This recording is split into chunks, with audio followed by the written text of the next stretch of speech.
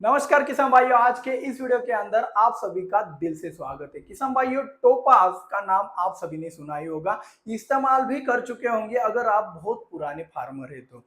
बहुत पुराने फार्मर इसलिए मैंने कहा, जो नए फार्मर होंगे उनके लिए जानकारी दे देता हूँ कि ये टोपाज वाली जो दवा है, ये बहुत पुरानी वाली दवा है। ये इतनी पावरफुल वाली दवा है कि भाई पाउडर मिल्ड्यू कितना भी आया हो आपके खेत में, ये दवा डालने के बाद 100% रिकवर हो जाता था, 100% इरेडिकेटिव एक्शन रहता था तब के जमाने में। ठीक है, उसके कुछ सालों बाद इस दवा को बंद कर दिया गया। अब फिर से इसको मार्केट में रिलॉन्च कर दिया गया है। तो ये रिलॉन्च के बाद ये पहले जैसा 100% रिजल्ट दिखाएगा या फिर जमाने के साथ इसके रिजल्ट भी कम हो जाएंगे, तो इसी बात को जानने के लिए आज का ये वीडियो आपके लिए बहुत ही महत्वपूर्ण है। और इसी के साथ साथ हम टोपाज के बारे में बेसिक टू एडवांस जानकारी जानेंगे। उसका पूरा टोटल जो जानकारी होगा आपको इस वीडियो में मिल जाएगा, और साथ में लास्ट में आपको खास बात भी हम बताने वाले। तो इस बात के लिए लाइक भी बनता है। और बिना किसी देरी के शुरुआत करते हैं आज के इस वीडियो की। तो पहली शुरुआत करते हैं हम इसके टेक्निकल से। ठीक है, तो टोपाज के अंदर टेक्निकल क्या आता है? तो भाई टोपाज के अंदर टेक्निकल आता है पेनकोनाजोल। जी हाँ, हम बात कर रहे हैं पेनकोनाजोल की। अब कुछ किसान कहेंगे सर जी ये तो पुराना वाला टेक्निकल है, इसको तो मैं पहचानता हूँ। तो ये जो पेनकोनाजोल है ये अलग चीज है, और प्रोपिकोनाजोल अलग चीज है। पेनकोनाजोल टोपाज के अंदर आता है, प्रोपिकोनाजोल टिल के अंदर आता है। तो अलग अलग चीज है भाई, इसको एक मत समझो वरना बहुत बड़ा नुकसान कर दोगे। तो ये पेनकोनाजोल टोपाज के अंदर कितना आता है? तो ये आता है 10% इसी फॉर्मुलेशन में आता है। ठीक है, तो इस के सहारे मार्केट में क्या हो रहा है कि अब इसकी बड़ी बड़ी ब्रांडिंग होने भी लगी है। मतलब भाई मार्केट में अच्छी तरीके से इसकी एडवर्टाइजमेंट हो रही है कि भाई हमारा टोपाज इस्तेमाल करो, ये बहुत बढ़िया वाला दवा है, पुराना फिर से कमबैक कर लिया। तो चलिए आगे देखते हैं कि ये कितना कमबैक अच्छे से कर लिया है। ठीक है, अब हम इसके मोड ऑफ एक्शन के बारे में जानते हैं। तो इसके मोड ऑफ एक्शन के बारे में जानने से पहले आप ये समझ लो कि भाई ये ब्रॉड स्पेक्ट्रम सिस्टेमिक फंजीसाइड है। जी हाँ, ब्रॉड स्पेक्ट्रम का अर्थ क्या होता है कि एक साथ कई रोगों के ऊपर काम करने की क्षमता इस दवाई के अंदर है, इसलिए इसको ब्रॉड स्पेक्ट्रम कहा गया है। और साथ ही साथ ये सिस्टम के अंदर एंटर होता है। मतलब जैसे कि उदाहरण के लिए ये जो पत्ती दिख रही है आपको, इस पत्ती के अंदर ये दवा घुस रही है, मतलब सिस्टम के अंदर घुस रही है, इसलिए इसको सिस्टेमिक यानी कि अंतःप्रवाही फफूंद नाशक भी आप इसको कह सकते हैं। ठीक है, इसी के साथ साथ इसमें अन्य मोड ऑफ एक्शन भी है। अन्य मोड ऑफ एक्शन क्या है भाई? इसमें एक एक्रोपेटल एक्शन है। एक्रोपेटल एक्शन क्या होता है? जब भी आप कोई भी दवा का छिड़काव करते हो तो उस दवा का छिड़काव अगर आपने नीचे वाली पत्तियों पे किया तो वो एक्रोपेटल एक्शन के द्वारा, एक्रोपेटल एक्शन मतलब जो आपका जाइलम होता है, उस जाइलम के द्वारा ये जो दवा होती है ऊपर वाले पत्तियों को भी संरक्षित करने लगती है। इसको कहते हैं भाई एक्रोपेटल एक्शन। मतलब भाई आपने स्प्रेइंग किया, उसके बाद कुछ नई पत्तियां भी आई, तो उसको भी संरक्षित करने का काम आपका टोपाज भी करता है। और जिन जिन दवाइयों के अंदर एक्रोपेटल एक्शन होता है उसमें ये एक्शन आपको आसानी से मिल जाएगा। ठीक है, तो इस तरीके से ये टोपाज काम करता है। आपको एक और चीज बता देना चाहता हूँ, टोपाज पेनकोनाजोल जो होता है वो आता है ट्राइजो ग्रुप से। ट्राइजो ग्रुप मतलब आपको पता है, बहुत सारी दवाइयों के बारे में पता होगा ट्राइजो ग्रुप से।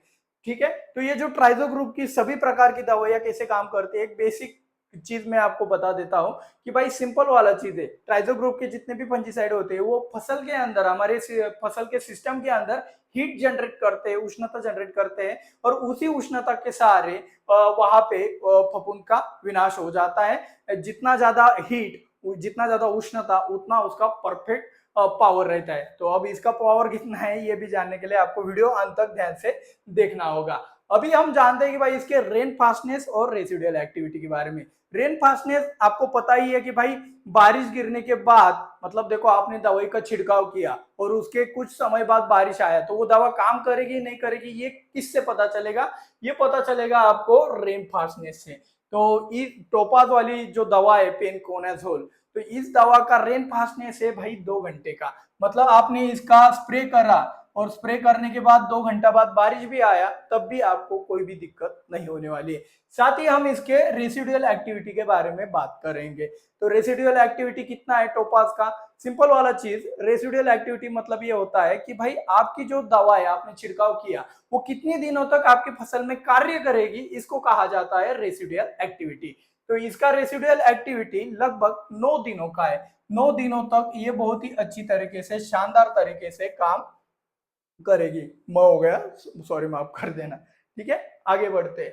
तो ये कौन कौन से रोगों के ऊपर काम करता है। पेनकोनाजोल ट्राइजो ग्रुप का फंजीसाइड है भाई, आपको पता है बेसिक सा नेचर है। ट्राइजो ग्रुप के जितने भी फंजीसाइड आते हैं वो सभी पाउडरी मिल्ड्यू के ऊपर 100% काम करते हैं। ठीक है, पावरफुली काम करते हैं। तो पाउडरी मिल्ड्यू क्या होता है, तो पाउडरी मिल्ड्यू एक ऐसा फंगस होता है जो सफेद रंग का एक डॉट डॉट डॉट आपके पत्तियों के ऊपर दिखता है और उसे ही हम पाउडरी मिल्ड्यू कहते हैं। पाउडरी मिल्ड्यू के बारे में एक बात बता देना चाहता हूँ कि भाई पत्ती के ऊपर की तरफ फफूंद होना चाहिए, ना कि नीचे की तरफ। अगर पत्ती के पिछले वाली साइड में, बैक वाली साइड में अगर आपको सफेद रंग का धब्बा दिखाई दे तो वो डाउनी मिल्ड्यू होता है। डाउनी मिल्ड्यू एक अलग फंगस है और पाउडरी मिल्ड्यू एक अलग फंगस है। ठीक है, तो पाउडरी मिल्ड्यू के ऊपर भी आपका टोपाज बहुत ही अच्छी तरीके से काम करता है। इसी के साथ साथ ये अर्ली ब्लाइट के ऊपर भी काम करता है। तो अर्ली ब्लाइट का सिम्टम आपके सामने भाई क्या होता है। अर्ली ब्लाइट में एक पीले रंग का बड़ा धब्बा आता है और उसका बीच वाला भाग ऐसे जलने लगता है, इसी को हम क्या कहते हैं भाई, अर्ली ब्लाइट।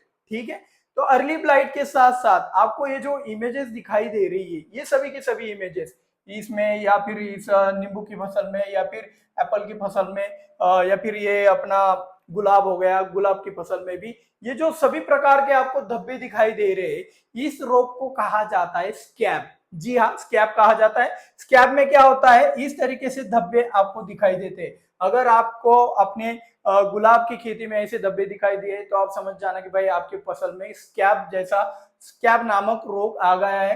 तो ये आपके आलू के अंदर जैसे सिम्टम दिखते हैं, ये आपके नींबू की फसल में नींबू के ऊपर इस तरीके से सिम्टम दिखे तो ये स्कैब ही होता है। और ये एप्पल के अंदर, सेब के अंदर इस तरीके से सिम्टम दिखाई दिए तो आप समझ जाना कि भाई ये स्कैब ही है। तो इन सारे रोगों के ऊपर आपका टोपाज यानी कि पेनकोनाजोल, किसी भी कंपनी का लीजिए पेनकोनाजोल, अगर दूसरी कंपनियों का भी मिलता है तो भाई कमेंट जरूर कीजिए किस किस कंपनी का आपके एरिया में अवेलेबल है। तो ये पेनकोनाजोल इन सभी रोगों के ऊपर बहुत ही अच्छी तरीके से भी काम करता है। अब आगे बढ़ते हैं। ठीक है, अब ये कौन सी अवस्था में चलेगा। कुछ कुछ दवाइयां होती है जो कुछ अवस्था में चलती है और कुछ अवस्था में नहीं चलती है। तो टोपाज के बारे में क्या सीन है, तो आपको एक बात बता देता हूं कि टोपाज आपके पौधे के शुरुआती वाली अवस्था में, ठीक है, शुरुआती वाली अवस्था में भी काम करता है। साथ ही साथ ये वेजिटेटिव ग्रोथ में भी काम करता है, मतलब जो शाकीय वाड़ होती है उस अवस्था में भी बहुत ही बेहतरीन तरीके से काम करता है। साथ ही साथ जब फ्लावरिंग स्टेज चालू होती है तो फ्लावरिंग स्टेज में भी आपका पेनकोनाजोल यानी कि टोपाज बहुत ही अच्छी तरीके से काम करता है। जब फ्रूट्स डेवलपमेंट का स्टेज चलता है तब भी ये काम करता है। और भाई मैच्योरिटी स्टेज में भी यानी परिपक्वता की अवस्था में भी अगर आप इसका छिड़काव करते हैं तो भी काम करता है और चल भी जाता है। अब हम आगे की तरफ बढ़ते हैं।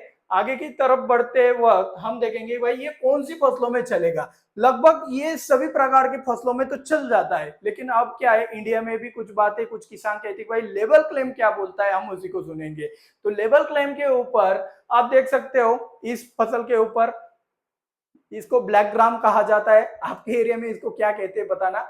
हमारे यहाँ पे अलग अलग लैंग्वेजेस में अलग अलग इसका नाम है। तो ब्लैक ग्राम को आपके एरिया में क्या बोलते हैं कमेंट जरूर करना। आपके अंगूर के ऊपर भी काम करता है और सेब के ऊपर भी काम करता है। ऐसा करके इधर लेबल क्लेम यहाँ पे दिया गया है। लगभग सभी फसलों में ये बहुत ही अच्छी तरीके से काम करता है। ठीक है, आगे बढ़ते हैं। अब इसका डोज कितना है बॉस, ठीक है, तो हम इसका छिड़काव करेंगे। तो छिड़काव करने से पहले मैं एक बात बता देता हूं, मैं आपको डोज कितना लीटर पानी का बताऊंगा, 200 लीटर पानी का आपको डोज बताऊंगा। ठीक है, तो यहाँ पे 200 लीटर पानी का डोज बताऊंगा, लेकिन आपको अगर पानी आपकी फसल में 100 लीटर लगता है तो इसका कैलकुलेशन कम कर लेना। अगर 300 लीटर लगता है, 400 लीटर लगता है तो बढ़ा देना। ठीक है, मैं सिर्फ आपको 200 लीटर पानी का कैलकुलेशन बता रहा हूं। ऐसा इसका अर्थ नहीं होता कि 1 एकड़ में सिर्फ 200 लीटर पानी लगना चाहिए, ऐसा बिल्कुल भी नहीं है। ये बात होगी आपके दिमाग में तो निकाल दीजिए। मैं 200 लीटर का ही कैलकुलेशन यहाँ पे बताने वाला हूँ। तो टोपाज 200 लीटर पानी के लिए हम सिर्फ लेंगे 100 ml। ठीक है, मतलब आधा ml पर प्रति लीटर के हिसाब से हम इसका इस्तेमाल करने वाले हैं। ठीक है, अब आगे बढ़ते हैं। अभी इसका बेस्ट कॉम्बिनेशन कौन सा है, मतलब आपकी एक चाहत रहती है कि यार हमको एक बेस्ट कॉम्बिनेशन बता दो जिससे हमें मजा आ जाए, मतलब एक कम से कम एक वीडियो में एक कॉम्बिनेशन होना ही चाहिए। तो इसका एक बेस्ट कॉम्बिनेशन अभी हम बना लेते हैं। ठीक है, अभी हम लेंगे भाई, टोपाज तो लेना ही पड़ेगा क्योंकि भाई वीडियो ही उसी के ऊपर है। ठीक है, इसी के साथ साथ हम इसके साथ लेंगे कुमानेल, क्योंकि भाई ये जो कॉम्बिनेशन है ये हमें कौन सी भी अवस्था में चलने वाला चाहिए। अगर हम कुमानेल की जगह M45 वगैरह लेंगे तो फ्लावर ड्रॉपिंग का दिक्कत आएगा, इसलिए हम सभी स्टेजेस के लिए चलने वाला कॉम्बिनेशन बनाएंगे। ठीक है, इसी के साथ साथ टोपाज कुमानेल के साथ साथ भाई अभी ये छिड़काव कर रही है रे, तो एनपीके भी चाहना चाहिए, तो एनपीके के तौर पर हम यहाँ पे 13-40-13 का भी इस्तेमाल करने वाले, और साथ ही साथ टोपाज कुमानेल 13-40-13 के साथ साथ हम यहाँ पे एक और चीज लेंगे, एक इंसेक्टिसाइड। कौन सा वाला इंसेक्टिसाइड लेना है आपको, आप ले सकते हो भाई, एम्प्लीगो भी ले सकते हो, अलिका भी ले सकते हो, आप पेगासस पदान भी ले सकते हो। ठीक है, जो चाहिए आप ले सकते हो। तो यहाँ पे बजट को देखते हुए हम इस्तेमाल करेंगे एक्ट्रा। एक्ट्रा जिसके अंदर थाइमेथोक्सैम आता है, आप किसी भी कंपनी का लीजिए कोई दिक्कत नहीं। और इसी के साथ साथ हम पदान का भी इस्तेमाल करेंगे, कार्टाप हाइड्रोक्लोराइड। तो ये कॉम्बिनेशन हमारा बन जाता है। अभी इसके डोज के बारे में जान लेते हैं। तो टोपाज का डोज हमने देखा, ये 200 लीटर पानी के लिए है, पहले ये बात जान लो वरना गड़बड़ कर दोगे। ये 200 लीटर पानी के लिए, तो टोपाज लेंगे हम 100 ml। ठीक है, इसी के साथ साथ कुमानेल 500 ml, इसी के साथ साथ 13-40-13 500 ग्राम, इसी के साथ साथ एक्ट्रा 200 लीटर पानी के लिए 100 ग्राम ले लेंगे, और पदान यानी कि कार्टाप हाइड्रोक्लोराइड लेंगे हम 200 लीटर पानी के लिए 200 ग्राम। ठीक है, तो ये रहेगा इसका एक बेस्ट वाला कॉम्बिनेशन। आप इस कॉम्बिनेशन का इस्तेमाल कोई भी अवस्था में कर सकते हो, कोई दिक्कत नहीं होने वाला है इसमें। अगर आप चाहो तो 6BA या फिर गोदरेज का डबल, इन दोनों में से कोई एक पीजीआर भी ऐड कर सकते हो अगर आवश्यकता होगी तो, वाली बात है। ठीक है, अब आगे बढ़ते हैं अपनी खास बात की तरफ। खास बात को जानने से पहले एक बात मैं बताना चाहता हूं कि इस वीडियो को अपने व्हाट्सएप पे स्टेटस रख के शेयर जरूर कीजिएगा, ज्यादा से ज्यादा स्टेटस रख के शेयर कीजिएगा, क्योंकि आज की खास बात यही है कि भाई आपने जो परिवर्तन देखा है, आज हमारा ये डिजिटल बोर्ड आया है और इस पे हमारा ये सबसे पहला वाला वीडियो है। तो आपको ये अनुभव कैसा लगा, ये बहुत बड़ा इन्वेस्टमेंट आप ही के लिए किया है, क्योंकि हम आपको बहुत ज्यादा आगे लेके जाना चाहते थे। अपने व्हाइट बोर्ड के ऊपर भी किसानी को समझने की जो एक समझदारी दिखाई इस चैनल के ऊपर, उसके लिए भाई दिल से धन्यवाद। व्हाइट बोर्ड को भी बहुत सारे किसान लोग याद करेंगे। अब डिजिटल बोर्ड पे आ गए तो बहुत सारी कंसेप्ट और भी अच्छे से हम आपको समझा पाएंगे। अगर आपको दिल से लगता है कि यार हमने दिल से आपके लिए कुछ करने की कोशिश किया है और आपको भी कुछ करना चाहिए, तो व्हाट्सएप पे स्टेटस रखना ना भूलेगा। मिलते हैं अगले वीडियो में। जय जवान जय किसान।